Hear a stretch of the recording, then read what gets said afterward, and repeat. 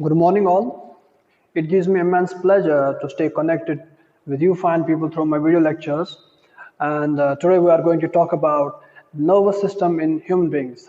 The nervous system in human beings, right? We all know that. In the previous classes, you have been studying about the different organ systems in our body. Like we have learned about. I assume that you have learned about the human digestive system, the human respiratory system, the excretory system, and maybe even this nervous system in humans. But what I want to convey you today is that, for example, if we take the example of the digestive system, right? How do we eat food? For example, how do we eat food? Whenever we see the food, right? How do we eat the food? Our eyes help us to locate the food. Our nose smells the food, okay? And then our hands get that food and bring it to our mouth. And then the teeth and the jaws help to bite and masticate the food, okay? And then there is the release of the salivary, which contains an enzyme called salivary amylase, which initiates the process of digestion. All these activities, the seeing, the vision of the food, the seeing of the food, the bringing of the food up to your mouth, the chewing of the food, and the release of the saliva, all these activities are coordinated. All these activities are coordinated and integrated. And which part of our body does regulate this coordination and integration of all these movements? It is the nervous system. The nervous system brings about the coordination and integration of all the movements or all the activities of our body. Understand? And what is the structural and functional unit of the nervous system? The structural and functional unit of the nervous system is the neuron or the cell. This is a diagram of the neuron or the nervous system. So this is the structural and functional unit of the nervous system. We have the cell is the structural and functional unit of the living organisms. Means all living organisms are made up of cells. So similarly, the structural and functional unit, the base which is making the nervous system is the neuron. Okay, so this is a neuron or a nerve cell, we call it here. The neuron or nerve cell has three main parts. We are going to talk about many other subtopics like synapse, types of neurons, and the spinal and the cranial nerves. But before going into that, we should know about the different parts of a neuron or a nerve cell. And what is a neuron or a nerve cell? A neuron or a nerve cell is the structural and functional unit of the nervous system, right? So the neuron has three main parts: the cyton or the cell body, okay, and then the axon, the cyton or the cell body, the dendrites, and the axon. Cyton or cell body which contains the nucleus. So what is cyton? Cyton is that part of the nerve cell or a neuron which contains the nucleus.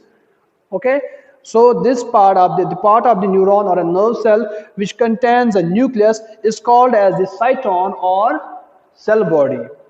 Okay, and then there are some fibers arising from the cyton or the cell body, and we call them as dendrons. What are dendrons? Dendrons, we can say that these are the cytoplasmic projections of the cyton.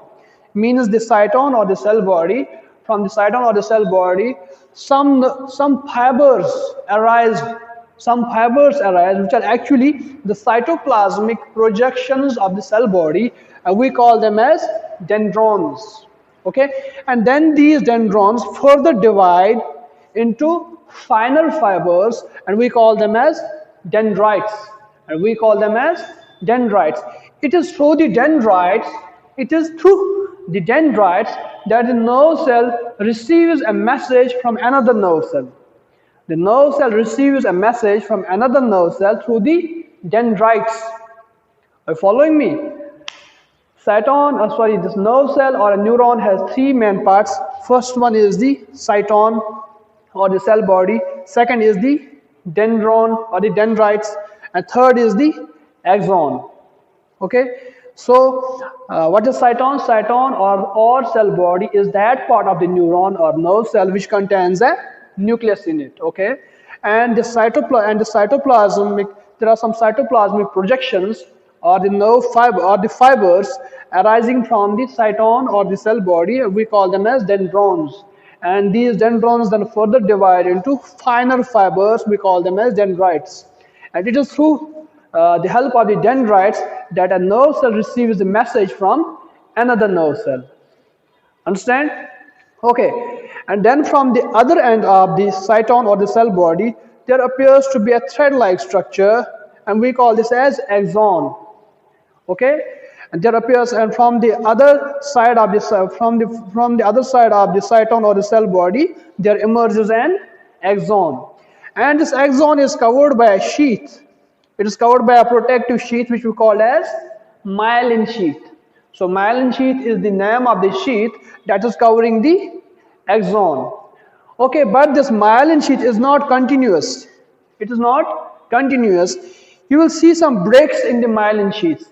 I mean, the axon is covered by a sheath called a myelin sheath, but at some points of the axon, I mean the nodes, at some points of the axon, the myelin sheath is absent, and those points we call as nodes of Ranvier. What are nodes of Ranvier?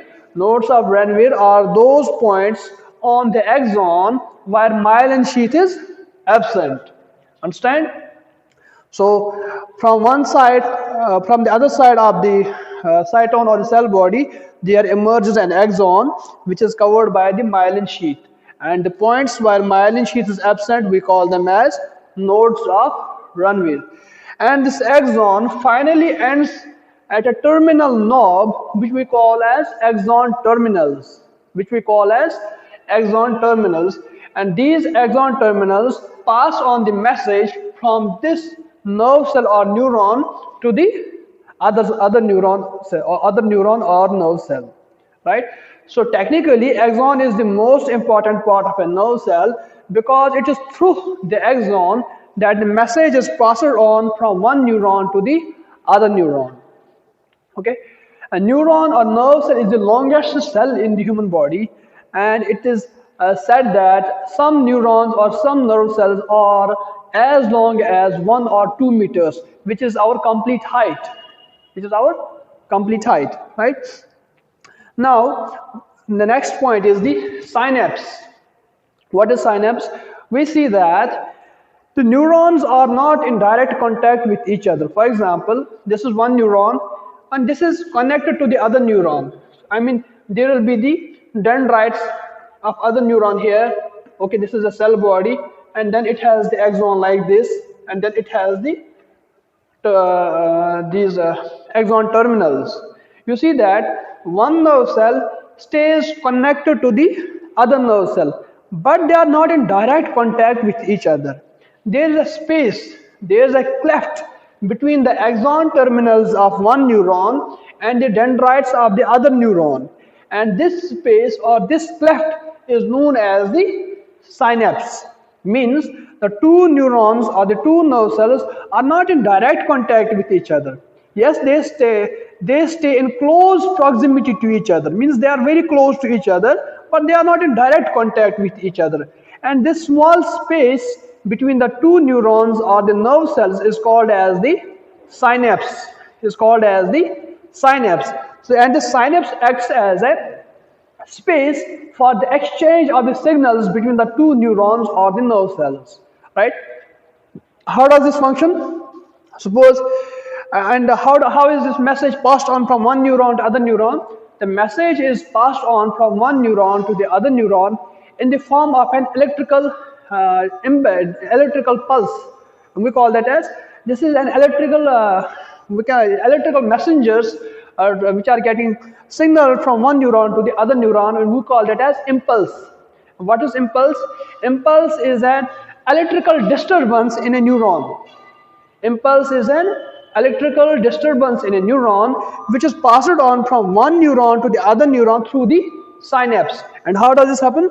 So first, these dendrites receive some message, okay, and this message is passed on through the axons by an impulse to the axon terminals, okay, and from these axon terminals, the message is passed through the synapse or the synaptic cleft to the dendrites of the other neuron, And how is this message transported? This message is transported in the form of an electrical disturbance, and we call that electrical disturbance as impulse. Understand? Now there are types of nerves.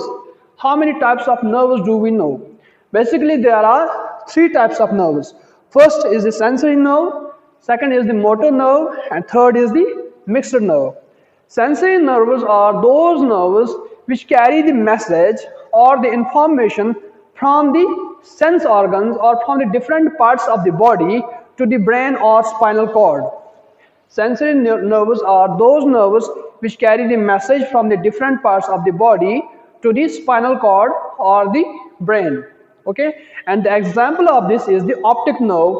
The optic nerve receives the sensation of sight and transmits these images directly to the brain or spinal cord. So optic nerve is an example of the sensory nerve.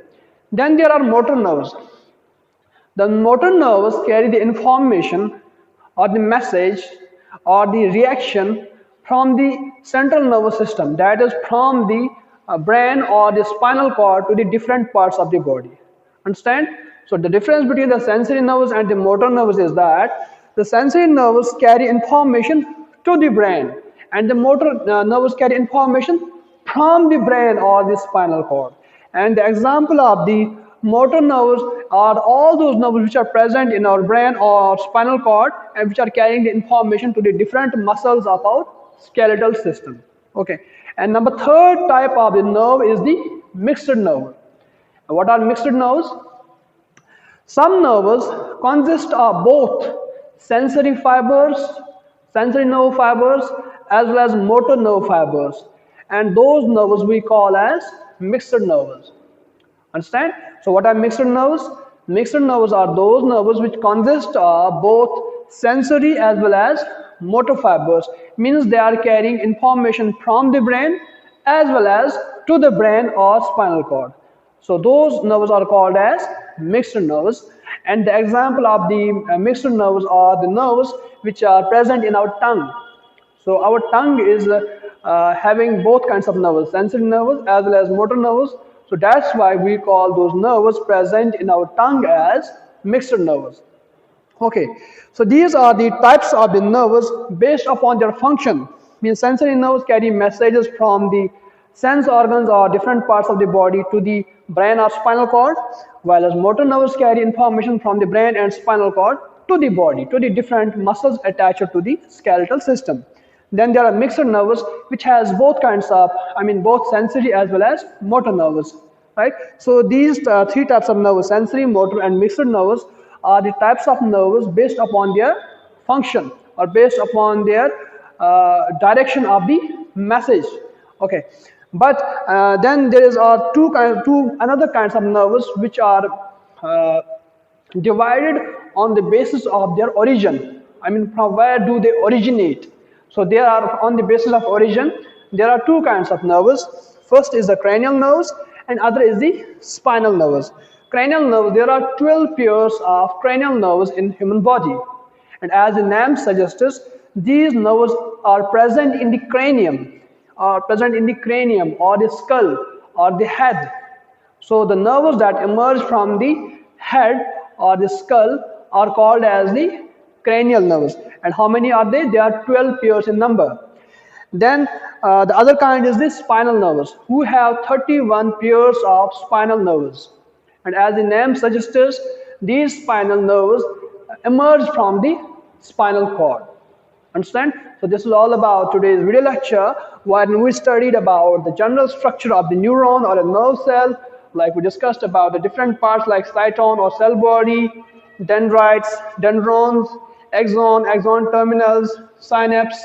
Thereafter we discussed the types of nerves, that is sensory, motor and mixed nerves on the basis of function, and on the basis of origin there are other two kinds of nerves, that is cranial and spinal nerves.